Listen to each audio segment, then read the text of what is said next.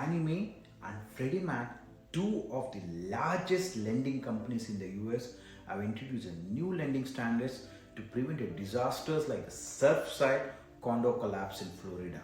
These new standards aim to weed out condos and co-ops that have deferred maintenance, structural safety issues, or shaky finances. However, this has resulted in many buildings putting on a Fannie Mae's blacklist, making it harder for buyers and owners to secure a conventional financing. The problem is Fannie Mae's list is confidential and only available to lenders and servicers. This means that condo buyers and owners are unaware that the building is on the list until they apply for a loan.